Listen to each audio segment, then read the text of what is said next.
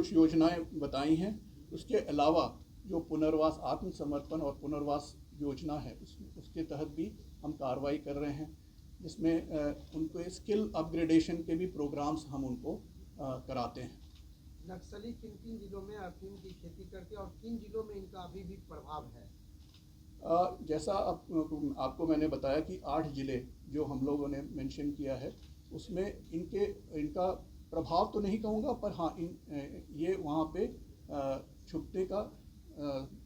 छुपने के लिए इस्तेमाल करते हैं। दूसरा प्रश्न कौन से ज़िले में मुंगेर है, लखीसराय है, जमुई है, गया है और औरंगाबाद है। मेन ये 4-5 ज़िले हैं जहाँ पे नक्सलियों के छुपने की बात। सर, साउथ बिहार में पटना डिस्ट्रिक्ट में जो कुछ इलाके थे, जैसे पुनपुन नहर से सटा हुआ नेमा, नदवा, रेगना, ये सब जो वहाँ पर अभी क्या स्टेटस है? क्योंकि नक्सल प्रभावित तो सब माने जाते थे और काफ़ी जहानाबाद जेलबेट में भी वहाँ से संलिप्तता सामने आई है। जी, अब आज के वर्तमान परिप्रेक्ष्य में वे सब वहाँ पे कोई गतिविधि वर्तमान में देखी नहीं गई है, ना कोई आसूचना है इस संबंध में। और जेलों में फॉर्चुनेटली जेलों में आज तक जेल ब्रेक नहीं हुआ, जहानाबाद बात एक अच्छी चीज़ रही, बट जेलों को लेकर इस चीज़ की कोई प्लानिंग है कि जेलों में दोबारा वैसा ना हो या फिर फ्यूचर वैसे बात अपना दोहराया हो?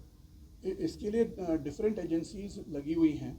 हम लोग भी आसूचना उस संबंध में कलेक्ट करते हैं और जेल में जो भी बंद हैं उनको भी हम लोग मॉनिटर करते हैं। कजरा पहाड़ को आप लोगों ने नक्सलियों से मुक्त करा दिया है, आश्रय स्थल हुआ है पे, तो आप उस पे क्या स्टेप का अपना स्ट्रेटेजी? देखिए, उत्तर बिहार जो है उसको हम लोगों ने मुक्त कर कजरा पहाड़ के लिए, हाँ, इस तरफ नक्सल गतिविधियां हैं जो बिहार और झारखंड से सीमावर्ती जो क्षेत्र हैं वहाँ पे नक्सल गतिविधियां हैं। उसमें एक और चीज़ देखने को मिला है कि झारखंड में जो नक्सली हैं वो भी बॉर्डर क्रॉस करके जब वहाँ प्रेशर पड़ता है तो वो बिहार की तरफ आ जाते हैं और बिहार में जब प्रेशर पड़ता है तो उस तरफ चले जाते हैं, पर एज सच कोई प्रभाव नहीं है उनका उस क्षेत्र में। हाल ही के दिनों में लगातार औरंगाबाद से सर खबर आ रही है कि लेंस माइंस बिछा देते हैं पेट्रोलिंग करने के लिए, पुलिस कर्मचारी जाते हैं, तो उसके लिए आपकी क्या व्यवस्था है सर? ये जहाँ तक लैंड माइंस की बात है, हम लोग समय समय पर हमारी जो भी फोर्स वहाँ पे प्रतिनियुक्त है, समय समय पे हम डीमाइनिंग की कार्रवाई भी करते हैं।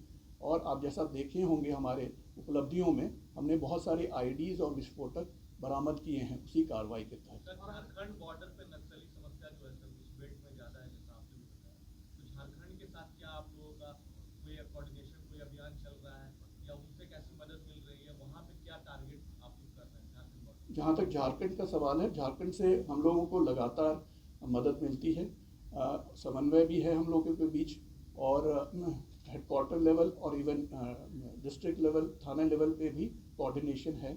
जब भी हम लोगों को कोई ऑपरेशन उनके साथ करने की आवश्यकता पड़ती है तो सहज हम लोगों को कोऑपरेशन मिलता है। एक और सर है सर, एनआईए भी इस मामले में नक्सली अभियान को लेकर, नक्सली पुनर्वास को लेकर और आर्म्स तस्करी जो है, हथियार तस्करी, इन दोनों मामले में एनआईए भी एक्टिव है, तो उसमें नक्सलियों का क्या रोल है कि वो फिर से रिवाइव हो रहे हैं मगध क्षेत्र में, खासकर उसमें एसटीएफ का क्या इशू है? एनआईए के साथ हम लोगों का काफ़ी कोऑपरेशन है और एनआईए बहुत सारे जो केस बिहार में हुए हैं जो उनको संवेदनशील लगते हैं उनका इन्वेस्टिगेशन वो टेकअप करते हैं। रिसेंटली उन्होंने एक केस AK-47 जो रिकवर हुआ था मुजफ्फरपुर में, उसका भी केस उन्होंने टेकअप किया है।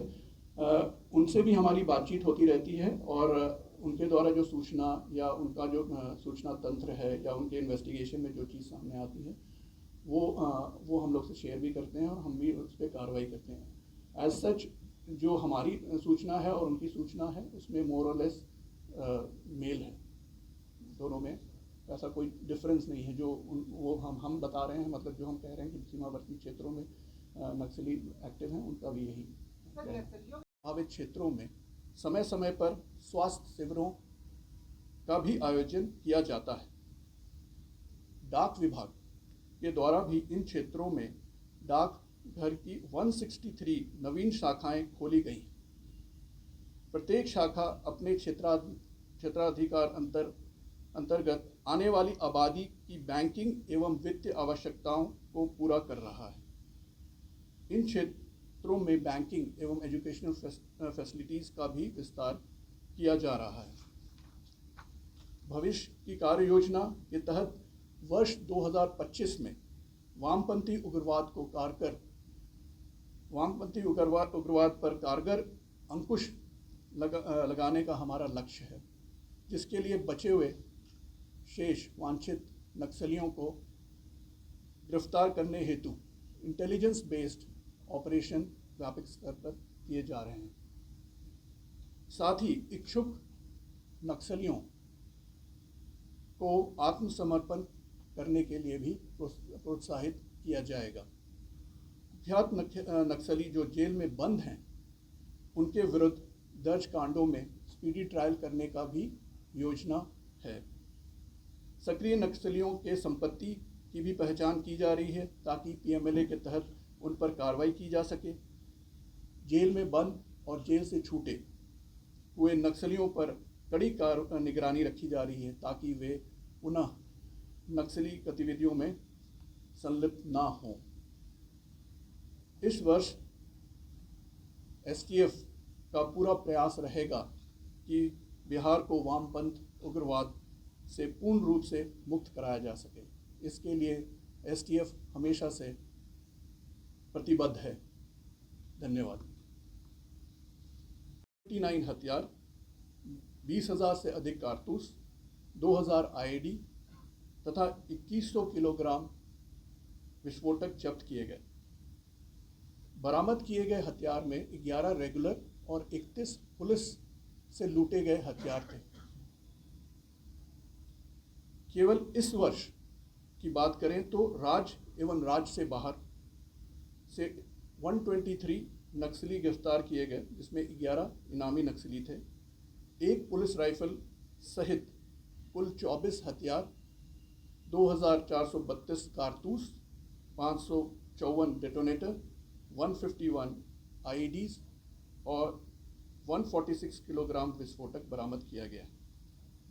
महत्वपूर्ण बात है कि विगत कुछ वर्षों से नक्सलियों के विरुद्ध कार्रवाई करने की रणनीति में बदलाव लाया गया, जिसके तहत राज्य में नक्सलियों के जो गढ़ हैं वहाँ पे फॉरवर्ड ऑपरेटिंग बेस स्थापित किए गए। ये 11 की संख्या में। ये एफओबीज जंगलों के बीचों बीच और दुर्गम पहाड़ियों पे स्थित हैं। इनके स्थापना से नक्सलियों के शरण स्थल को नष्ट करने में काफ़ी हद तक सफलता मिली है तथा इन क्षेत्रों में पुलिस एवं सरकार का प्रभाव एवं नियंत्रण भी कायम किया जा सका है। झारखंड सीमा पर सिक्योरिटी वैक्यूम को भरने एवं नक्सली गतिविधियों पर रोक लगाने के लिए भविष्य में 5 एफओबीज स्थापित करने का निर्णय लिया गया है, जिस पे कार्रवाई चल रही है। माओवादी के वित्त पोषण रोकने की दिशा में भी कार्रवाई की गई है। अफीम की अवैध खेती माओवादी के वित्त पोषण का प्रमुख स्रोत है। अफीम की अवैध खेती के विनिष्टीकरण हेतु सतत कार्रवाई की जा रही है एवं वर्ष 2024 में 2,523 एकड़ पर हो रही अफीम खेती को विनष्ट किया गया है। लेवी भी माओवादी के लिए एक आय का स्रोत है। लेवी वसूलने की गतिविधि पर लगातार निगरानी रखी जा रही है। वर्ष 2020 से अब तक 56 लाख रुपए बरामद किए गए लेवी के हेड में। यूएपीए के अंतर्गत भी अब तक 32 मामलों में नक्सलियों के 6.75 करोड़ की अचल संपत्ति को जब्त किया गया है। उसी तरह पीएमएलए में 14 मामले में 8.97 करोड़ की नक्सलियों की संपत्ति जब्त करने का प्रस्ताव ईडी को भेजा गया है, जिसमें 4.9 करोड़ रुपए की संपत्ति जब्त की गई है। अन्य माओवादी के संपत्ति का भी पता लगाया जा रहा है ताकि उनके विरुद्ध भी संपत्ति संपहरण की कार्रवाई की जा सके।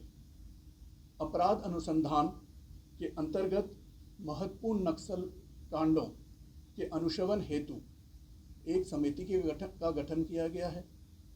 उक्त समिति वर्तमान में 18 महत्वपूर्ण कांडों का मॉनिटरिंग कर रही है।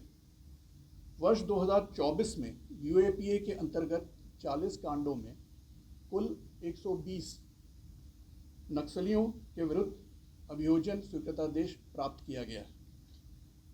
सरकार की वामपंथी उग्रवादियों के लिए आत्मसमर्पण एवं पुनर्वास नीति के भी अच्छे परिणाम सामने आए हैं। उक्त योजना के अंतर्गत 2020 से 22 नक्सलियों ने आत्मसमर्पण किया है। नक्सल के फ्रंटल ऑर्गेनाइजेशन को भी चिन्हित कर उनकी गतिविधि पर नज़र रखी जा रही है। नक्सल के विरुद्ध लगे एजेंसियों की क्षमता एवं इंफ्रास्ट्रक्चर के उन्नयन पर भी काम किया जा रहा है। स्पेशल इंफ्रास्ट्रक्चर स्कीम के तहत फेज़ 1 में नक्सल प्रभावित क्षेत्रों में 85 फोर्टिफाइड थानों का निर्माण कार्य पूर्ण कर लिया गया है। फेज़ 2 में स्वीकृत 27 थानों में से 25 के भवन का निर्माण कार्य पूर्ण हो गया है। 2005 में विशेष कार्य बल में 9 चिता कार्यरत थे, जिसकी संख्या बढ़कर अब 34 हो गई है। इसमें से 19 चिता नक्सल प्रभावित जिलों में प्रतिनियुक्त है।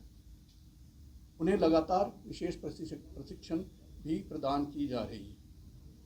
नक्सल प्रभावित क्षेत्रों में नागरिकों को मुख्य धारा में जोड़ने के उद्देश्य से कई जन कल्याणकारी योजनाएं भी चलाई जा रही हैं।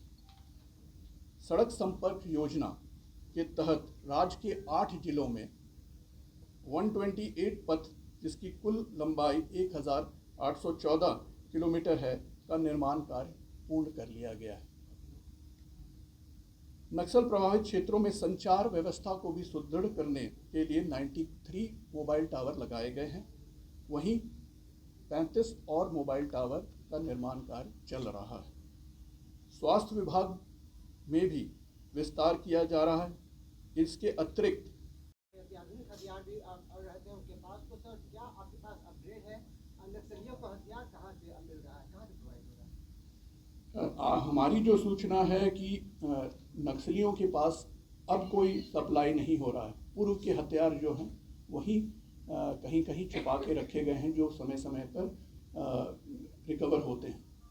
एज सच अभी हमारे पास कोई सूचना नहीं है और ना कोई इन्फॉर्मेशन है कि कोई नए सिरे से हथियार उनको सप्लाई किए जा रहे हैं, खास करके बिहार में।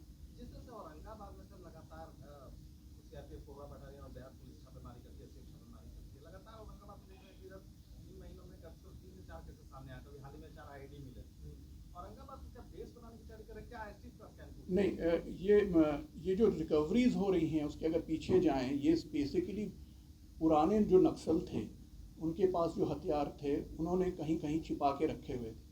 तो समय समय पे हम लोगों को सूचना मिलती है, तो उस सूचना पे हम कार्रवाई करते हैं और ये रिकवरी उसी के ऊपर किए जा रहे हैं। जहाँ तक आईडीज़ की बात है, जब नक्सल बहुत एक्टिव हुआ करता था उस समय इन लोगों ने जगह जगह पे आईडीज़ लगा दिए थे और उनको छोड़ दिया था जो उनका शरण स्थल के अगल बगल में। तो वो भी जब हम डीमाइनिंग करते हैं तो वो आईडीज़ हम समय समय पे बरामद कर रहे हैं। ये पुराने हैं, कोई नया आईडी लगाने की बात सामने नहीं आई है। नहीं नहीं जी। संदीप के